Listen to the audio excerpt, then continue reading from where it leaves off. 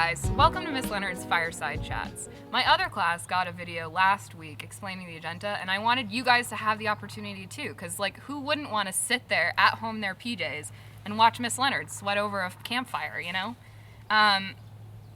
Sounds like a great time, right? I did make this campfire myself, and that is Harold down there in the corner, and I painted him at summer camp last summer. So I think that's about as much of an intro as you guys need to what's going on.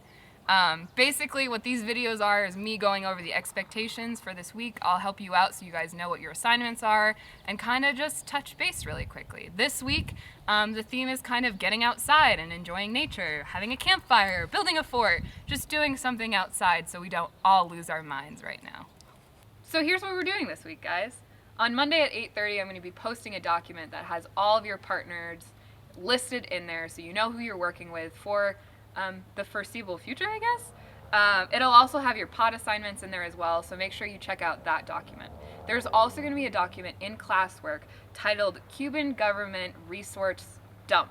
And yes, I did say dump. It's a funny word, but that's what it is. What you're basically going to do is on your own, you're going to go find 2 resources that explain how the Cuban government works. So these can be pictures, it could be another flowchart, it could be an article, whatever it is that helps you understand how the Cubans govern themselves, and because they do have a communist society, so it should be from the people. Anyways, you're going to go into that document, you're going to find your name, you're going to copy the links of the resources that you found, and in 2 to 3 bullet points, you're going to summarize the important information that you can find from there. The reason why we're doing a resource dump is so that you guys can all do the same research together, and then tomorrow, on Tuesday, you guys can use that document to help you with your projects. Now, Tuesday and Wednesday, and also Monday and Tuesday of next week, you guys will be working on creating what would be normally the flowcharts that you would make in person on posters. But because social distancing, we can't do that. You guys are still going to get to work together though, because I've made a, it's not PowerPoint, it's a Google presentation, and you guys are going to go in there and find the slide that has the name of you and your partners, and you're going to use that kind of like you would to make a poster that explains how the Cuban government works. So you're going to use the text boxes, the arrows, the drawing features to make the same kind of visual layout that you would be doing in class. And because it's a shared document, you guys can see what your classmates are doing to help you out. I can also see what you're doing too, which is kind of cool. It's almost as good as being in classroom with you guys. Almost. Anyways, Thursday, you guys are also going to be turning in your current event like you did last week, and Friday, working on your independent projects again. If you have any questions about those assignments or any of those expectations, please email Mr. Dean or myself, and we'll get back to you and kind of clarify those a little bit more. So, on to the next thing. So, I wanted to give you guys some more background knowledge on Cuba and communism as a whole. You guys would have done some research on this last week, looking at the geography and kind of researching what communism means. But, I wanted to give you that Miss Leonard take that I know you're all craving. So here it is. Basically, Cuba is the largest island in the Caribbean, or the Caribbean, however you decide to say it. It's south of Florida, though, so that means that they have a really lovely temperate climate.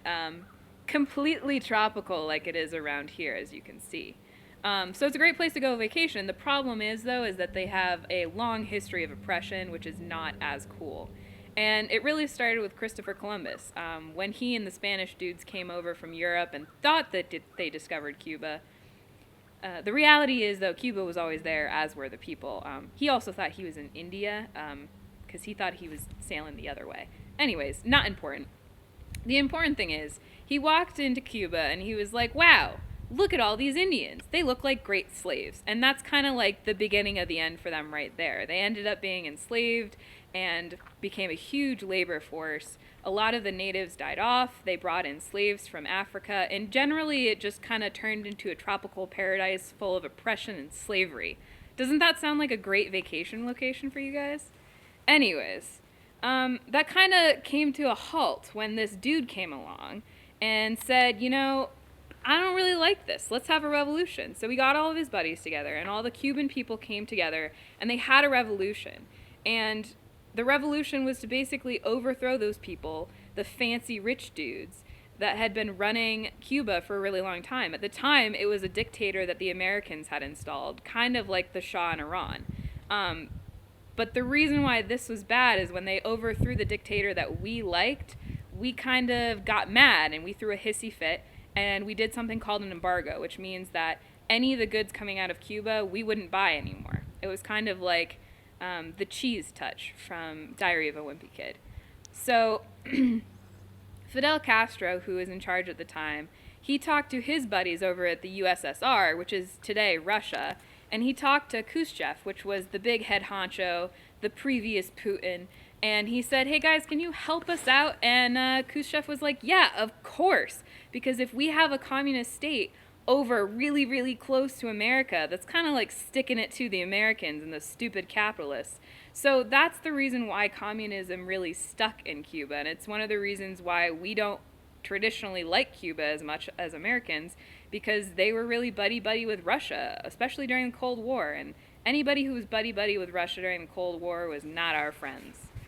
Anyways, I also wanted to kind of go over the differences with you guys between communism and socialism, because it's really complicated, and it's something that we hear a lot in the news now, especially with somebody like Bernie Sanders. So I wanted to make sure that you guys understood the difference between socialism and communism.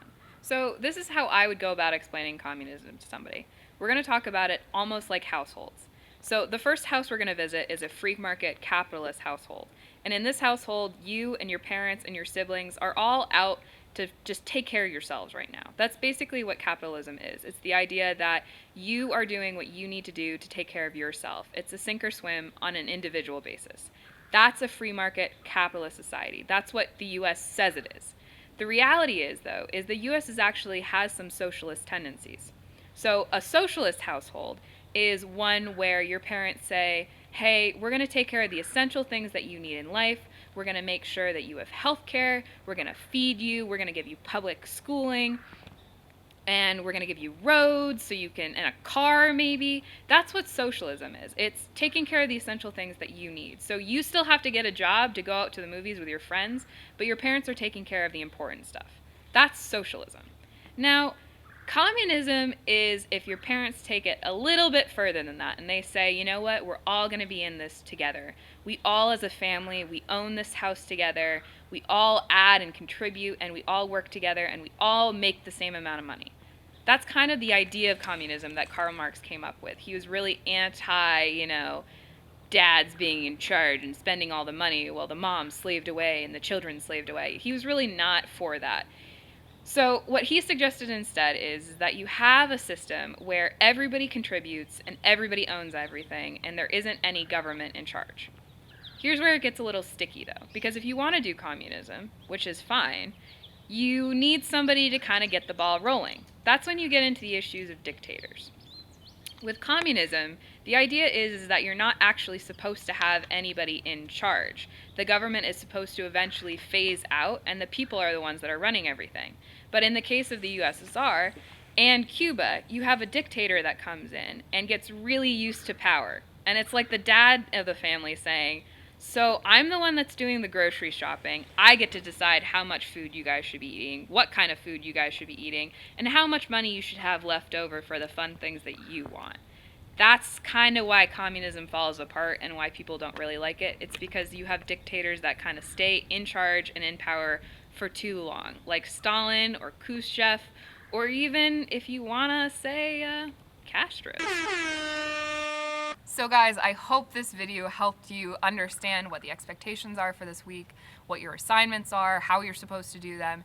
But most importantly, if you have any questions, reach out to us, contact us. We miss hearing from you guys.